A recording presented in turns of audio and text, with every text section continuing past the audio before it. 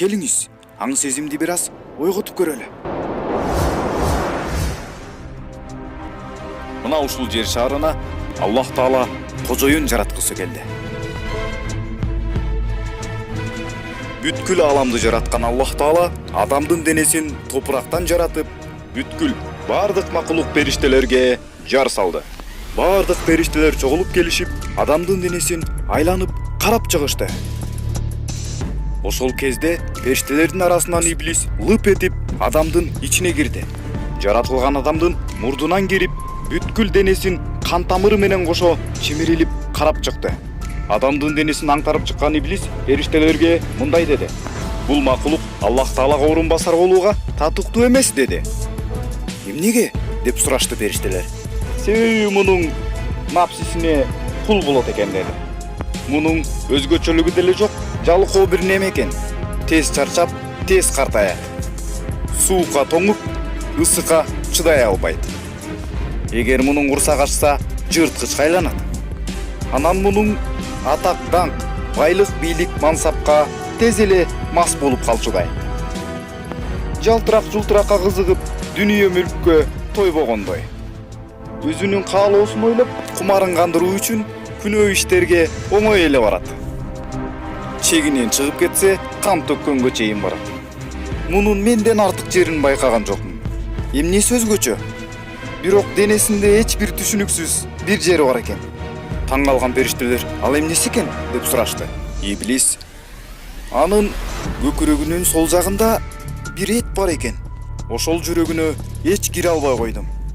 Ал эмне, ичинде эмне бар, таптакыр белгисиз. Муну жараткан Аллах Таала өзү гана билбесе, мен эч түшүнбөй койдум." Периштелер айтышты: "Мунун көзү, мурду, оозу бар экен. Мүмкүн ушу сезим мүчөлөрү менен Аллахтын кудуретин таанып билсе керек" дешти. "Ал мүчөлөрүн мен көрүп чыктым. Мунун ар кулагын напсисине гана жумшайт. Акыйкаттуу калбай, ушагайың, жалган жалаага ийкемдүү келет экен. Мунун кулагы менен акыйкат чындыкты укса, бир жагынан кирип, экинчи жагынан чыгып кетет. Мунун көздөрү менен деле акыйкатты көрүүгө күчү жетпейт. Өзүнүн көксөө напсисине жаккан нерсени гана көрө алат. Аллахтын сырга толгон кереметтерин көрүүгө күчү жетпейт. А эгер Аллахты көзү менен издей турган болсо, анда шек күмөнсүз адашат. Мунун ар оозуна да күчү жетпейт. А эгер оозун башкара албаса, оозунан кандай гана жагымсыз сөздөр чыгат. А эгер мунун оозун башкара албаса, анда өз башына болгон мүшкүлдү өзү табат. Буга жада калса, оозуна салган ашына бисмиллах деп айтуу кыйын. Мунун ар жаратканын таанымак тургай, өзүнүн напсисине алы жетпесе керек" деп кол шилтеди дагы адамдын денесин чертти. Буга таң калбай деле койгула. Бунун өзгөчөлүк деле эч нерсеси жок экен. Бир гана бунун көкүрөгүндөгү жүрөгүнө эч кире албай койдум. Анын кире турган кычыгы дагы жок экен. Бул кичинекей кызыл эт кандай касиетке эч биле албадым. Бир болсо, ушул жүрөгү менен Аллахты таанышы мүмкүн.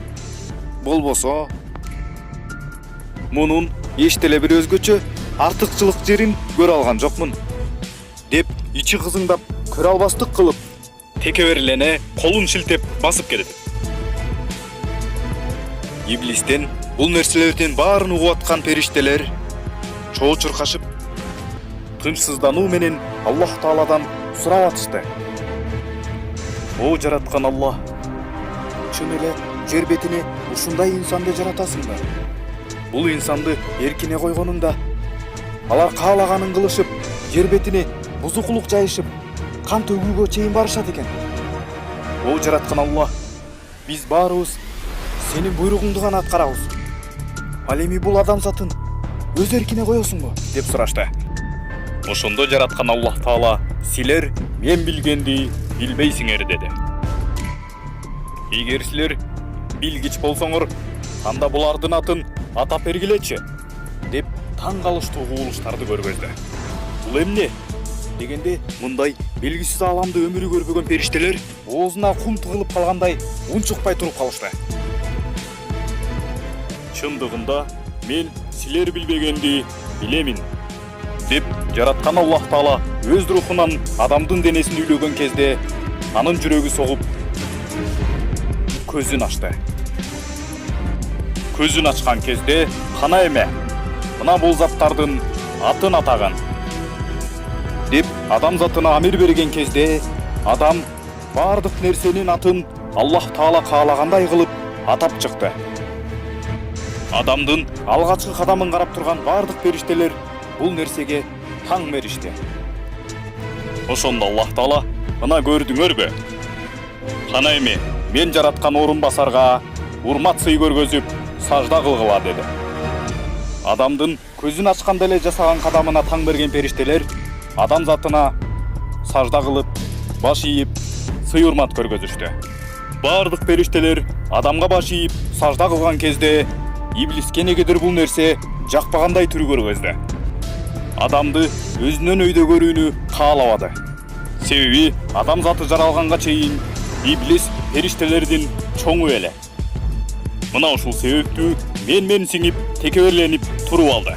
Ошондо жараткан Аллах: "Эй иблис, сени менин буйругумду аткарууда эмне тоскоолдук кылды?"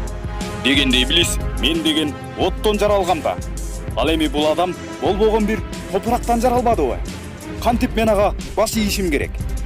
деп текеберленди. Дегенде Аллах Таала өзүн башкалардан өйдө көрүп, текеберленген менин эң жаман көргөн сапаттардын бири деп периштелердин улуусу болгон Жабраил алейхиссаламга буйрук берди. Мына бул иблиске каргыш камытын алып келгин. Аллахтын ачуусуна тыйып алган иблиске каргыш камытын алып келгенде иблистин өңү карайып, аппак канаттары кайрылып түштү. Иреңи сууп, чекесинен мүйүз өсүп чыкты.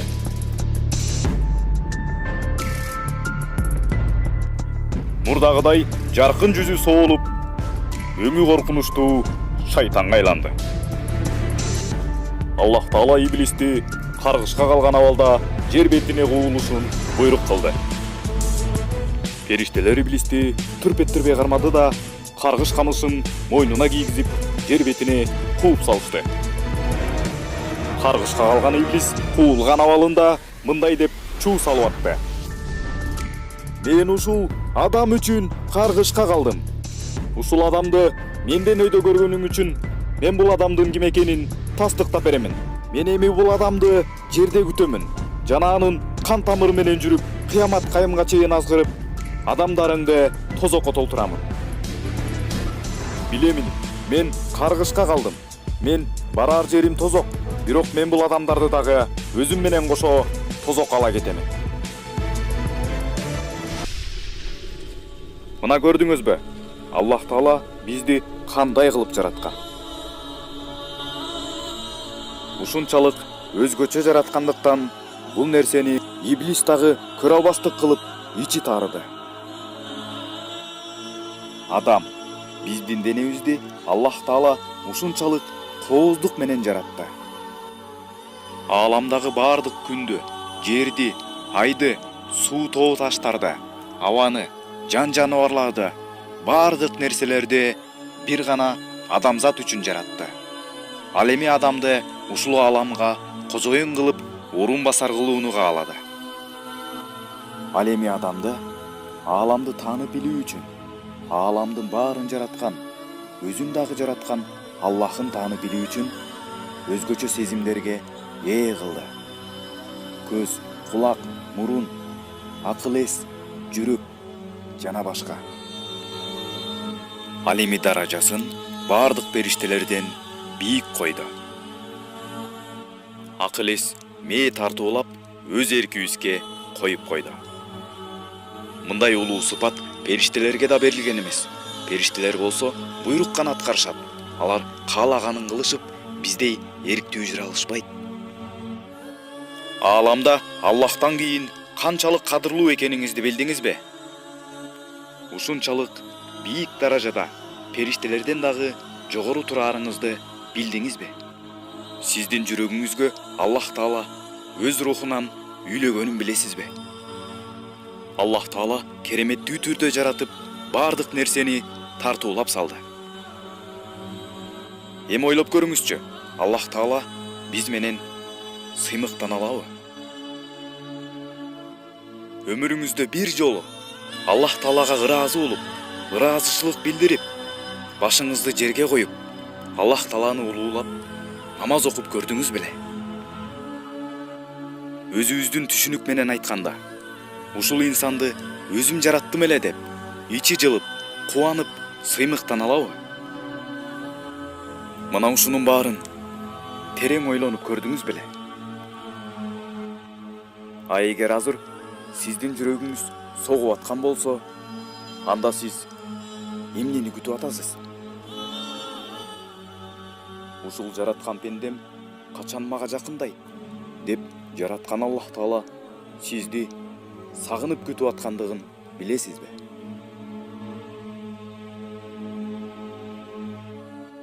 Видеону даярдаган Шумдук ТВ каналы. Ал эми бул видеого лайк басып, башкаларга таркатканыңыз үчүн сизге Аллах ыраазы болсун. Келиңиз, бул видеонун ссылкасын колдон келишинче WhatsApp'тардан таркаталы.